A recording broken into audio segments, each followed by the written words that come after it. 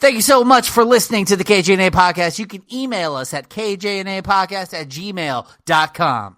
Give us a call or text or leave us a message at 858-848-KJNA. That's 5562.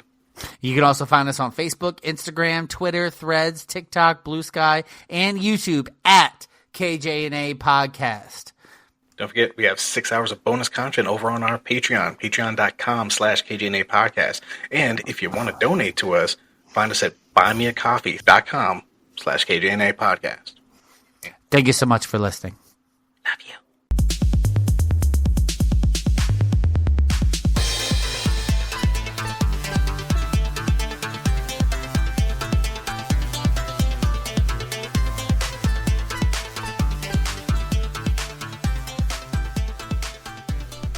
Hey there, and welcome to another episode of the KJNA Podcast. This will be our first mini-sode to talk about Devil May Cry on Netflix. So, for the next 8 days, you'll be seeing a small episode of us doing reviews of this show from start to finish. What's up? I is the J. And I is the K. And, as we said, yes, Devil May Cry. What's good? So, let's start off. Because people were rating this kind of weird. But it's pretty much in a high until the popcorn meter on Rotten Tomatoes. But IGN 8 out of 10, IMDb 7.7 out of 10 with 7.7K ratings, which I thought was hilarious. Rotten Tomatoes is 94% on the tomato meter, but only 62% on the popcorn meter, where Metacritic is sitting at 78%. So still mid. Yeah. Okay. Right? Yeah. It's yeah. So genres, animation, action, adventure, fantasy, mystery. It's TV mature, so don't bring your kids at all. Kids.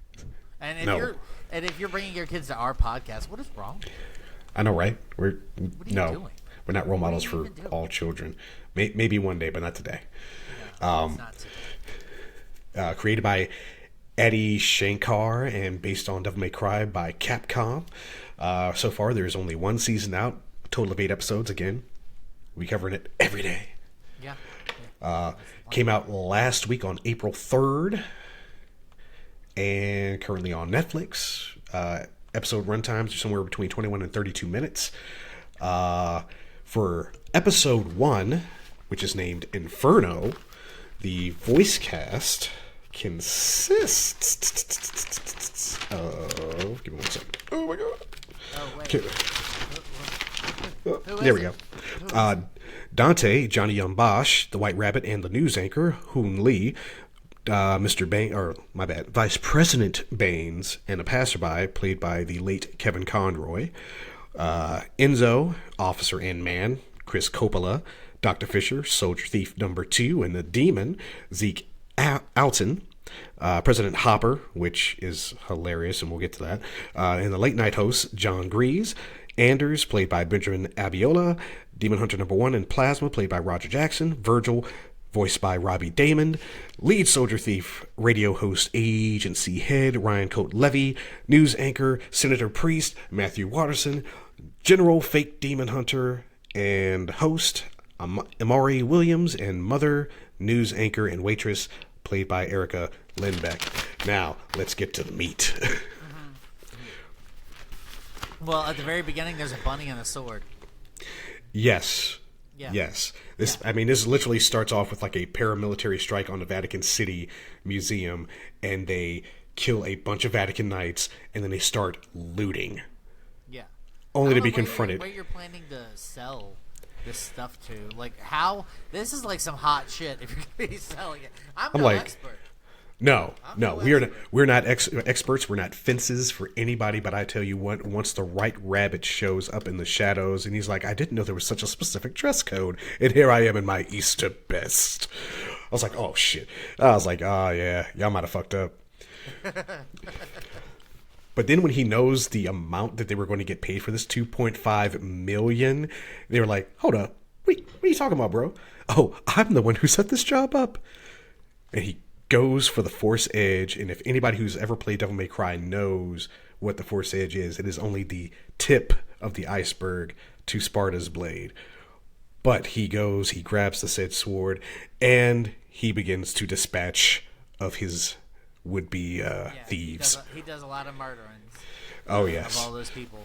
And this is... I did not play much Devil May Cry. I played the newer remake. Okay. But that's it. Like, I tried to touch on the older ones, and I just couldn't get into it. But, whatever. Yeah. So you're going to get the perspective from someone who's not a Devil May Cry fan and a Devil May Cry fan. Oh, yes. I have loved that game since PlayStation 2's first iteration of it. When I started playing, it was awesome. But this bunny loves explosives, and you will see within the next few episodes that he just blows shit up. So he blows up the museum immediately following the heist and getting the sword. And let me tell you, those Vatican guards, like, they're like, oh, we're going to fight him. And I'm like, did you just see what he fucking did? Yes, he's going to rein in the age of demons, but not everybody will be there, including them. Yeah, and then he's like, but like, then it explodes and then they run. I'm like, motherfucker, I done want to been running once I saw him like, shing, shing, shong, shing, shing. I'm like, oh, okay. And also, it's a giant talking bunny. So, right. Yeah, no. But see, it jumps directly from that to a busy city street. Mother pushing her little daughter in a stroller, and a man bumps into her and knocks her purse out of her hands. She goes to pick her stuff up. Baby's there playing in the cart, then disappears, then pops back up with dead eyes. Yeah. And the rattle just goes zooming down the alleyway. And Mom's like, what a time to lose your rattle. Bitch, did you not see that thing get dragged off? Rattles just don't get dragged away. Only for 3 demons to then pop out of the shadows, go to attack her, and then Dante in the shadows appears, shoots them, and does his little one-liners and whatnot. I do enjoy the Three Stooges quote. Which one? The three. Oh look, the Three Stooges are here. Of course, when he says when he says jackpot, he's got it burned into the bullet. Yeah. That was pretty cool. Really? But him telling her, like, oh, you usually have a one-liner. Pretend I just shot it. Bang! It's like, bang. It's like, man, 80 Skeletor really didn't hold up well. Huh? That shit was it was like, you get the gist. Yeah, you get it. And then now, that's when she's like, she still is, like, deathly afraid, but she has time to be like, sigh and just be like, bro, that's just so dumb. So, Dante explains that he's a devil hunter and whatnot, but then the baby starts twisting and turning blue, and then, no one sees it. But then, Mom goes to pick up her stuff, and baby goes full, like, demonic and tries to kill Dante, and then the mom's like, oh no, that's just a baby. Smacks him with the purse and dips. Yeah, he's like, that's not a baby? You're like, what the fuck? Now, the opener for this whole is Rollin', the Air Raid mix from Limp Bizkit. And this is why I've had Limp Bizkit stuck in my head for fucking days now. Yes. Because of the intro. And yes. A lot of the music that they use for this series is it's like 90s gold, baby. It's all 90s or early 2000s gold. Yeah. And then, like, the amount of Capcom references they made in this shit. Just the first episode alone has at least a reference to Dance Dance Revolution. And he also, I cannot remember the name of the weapon that he does with the Dance Dance Revolution. It's actually a hat and a scarf combo, and I want to say it's in either DMC 4 or DMC 5 that he gets that combo, and he does the whole Michael Jackson thing too. In the game. In the game? Yes, in the game. Because it was this whole thing. After he got a weapon from a boss, he would then do like some crazy show off stuff just to be like, I got something new, yay. Yeah, even though that, that's basically the end of the episode at that point, but like, so much happens. Yeah, the intro, honestly, it makes me think of like the Flash animations from the 90s. Like, yeah, was super big. I was super into it. There's a lot of Easter eggs in there, like some of the weapons from that he's used over the over the games like Rebellion, Alistair, Force Edge, Agni and Rudra, Merciless, Vendetta, Lucia's Cleomores, which are from the DMC2. Lucia actually makes an appearance in this episode as just a demon hunter. The Yamato, that is Virgil's sword. The Durandal, which is not the Red Queen, which a lot of people thought it was the Red Queen when they first saw the intro. Mundus makes an appearance. Dante's love for pizza and strawberry sundaes is in there. Let's see. I fully thought when that place blew up, I 100% thought that he was gonna grab that strawberry shake on his way back. Oh yeah, yeah. I mean, I was waiting for him to just be like, "Oh, saving the people," and then, bing, like pick it up real quick. Oh yeah. I mean, it's funny when you see there's so much like American kind of like punching going on in this show, like the God Bless America constantly. The one news segment where the guy talks about America being the global police, and that the radical left is like, we should step down from that position. I was like, really? Are we doing that? Plus, the president in this is like almost like a Texan, basically, with a cowboy hat. Yeah, it's like the other guy only had to deal with Saddam Hussein. I got to deal with bioorganic weapons. A nod to freaking Resident Evil, obviously. Yeah, because he's like, is this the worst job you've ever taken? And he's like, oh no, that's not that's ahead. We can't skip. That's which episode 3. That's episode 3. Okay, yes, it was episode 3. Okay, I have it written down because I saw that and I was like, I mean, we get BBS News, we get the Fact in Depth segment, we get the Conspiracy Theorist podcast that thinks that terrorist demons. Yes, it's only for a late night host to be like, I haven't heard about terrorist demons. Have you heard about that, Jimmy? Yeah, my ex-wife. Yeah, rim shot only for them to go to the White House and Dr. Fisher saying that we believe it was a highly tactical terrorist group of demons. And the video, they see the demon like up on the roof with his wings out, and they're like, it's got to be a wingsuit. Yeah, military wingsuit. Come on. Friggin' Fact in Depth. The other chick's already got rocket boots, and you think this is a wingsuit? Yeah. I think rocket boots are enough. It's okay. I mean, obviously, rocket boots would be enough, but so they've taken DNA samples, know that demons are from another world, and that apparently they are a separate evolutionary line from us, but we probably share a common ancestor somewhere down the line. Yeah, which is why they can crazy. Breed together. So. Yeah, so demons and humans used to exist in the same world, and somehow Sparta split the worlds, and now they're separated by quantum interference.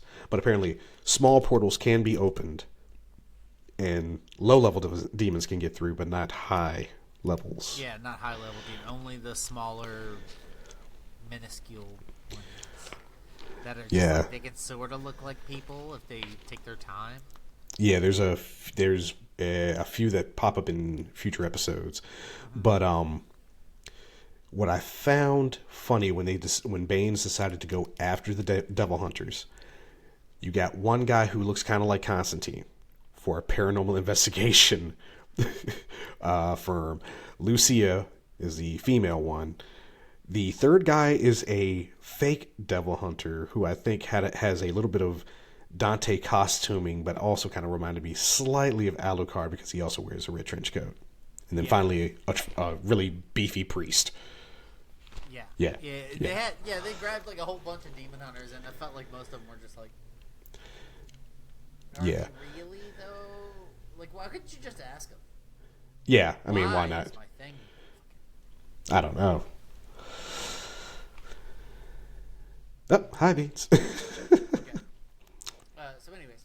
Yeah, so everything really boils down to, let me see, we have the big explosion from the gas truck in the restaurant where Dante is getting his usual, which is a strawberry sundae. The waitress gives him her number. 212-555-6758 and wipes his mouth with it. Yeah, Like, I feel like those numbers have some importance. I just haven't found it yet. I just do not know them. So then Virgil apparently is the one who threw the truck. Okay? But it's not really Virgil, because once Dante starts shooting at him, what happens turns into Plasma, the blue baby from the night before. Yeah. And like, he "Oh, wants you're that back." amulet. Yeah, he was like, you really should have saved the baby. It was working for you. Gross.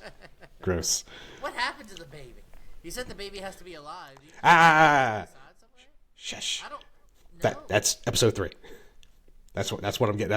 It's a big part for episode 3. Okay. But yeah, we'll get to that. Okay. So anyway, Enzo is the one who tells Bane. Well, Enzo gets captured too, because the guy who looks like Constantine told Baines about Enzo. So then, let's see. Find out that Dante has no dad. His mother and brother were both killed by demons, and he is the hunter that the rabbit hired, or got Enzo to hire, to find the demons that were taking people in the alley where he found the woman. So it was all a setup. It was all a setup by the White Rabbit. Just like the frigging Force Edge heist, everything was a setup. Everything is set up by the White Rabbit. The White Rabbit is super intelligent. Super intelligent. So we find out, so Plasma wants to get the amulet because obviously he has to be working for the White Rabbit. Yeah. And let's see what we have. So we find out there's also a team that went after the White Rabbit but was taken down, and the last survivor tells Baines that Dante has the other half of the amulet, because the rabbit has one half and the Force Edge. All he needs is Dante's half of the amulet to finish his work and open the portal to the demon world. At least that's what we know from the first episode. Yeah. But Baines is a huge freaking religious nut. Yes. Bane is the vice president, right? Yes. Okay, yeah, he is. That dude, he's like a hardcore badass. Just like he's like, God will save me. And I'm like, all right, like, cool. What's with the gloves? Like how? No, I ain't worried about. I'm not worried about the gloves. It's just his zealotry for killing. I guess being prepared. Yeah, being prepared to kill demons and to serve the divine charge that God has laid before him. So they've created the Dark Realm Command, which is called Darkcom. He is a huge benefactor of Darkcom. And Dr. Fisher works for Darkcom, and they're going to get the amulet from Dante and then stop the demon invasion. But they're still like he's still a religious zealot, despite the fact that they said, "Oh, there is no hell. It's an alternate dimension." Okay. It's not. They're like, there is no hell. It's no like demons and God and whatever. It's a separate dimension where they're just that's where demons come from, and he's still like, oh God, and I'm like, but that it's not. Like, it's just a separate dimension. Yes, it's just a harsher world than ours. Yeah, like they were talking about, like it's barely breathable. Like the atmospheres. Yeah, atmosphere's fucked up. He could barely live in there or whatever. So the ending theme song, after we see Dante play with his Dance Dance Revolution and lose terribly. And he loses with the D, and he's like, oh man. Yeah. But he was the lowest score or stylish damn it. When you play the games and you fight, you have a style meter, and it goes from D to like triple S. So, D, you say? You couldn't even pull off a good combo? Damn it, Dante. Damn it. I mean, I couldn't do any better.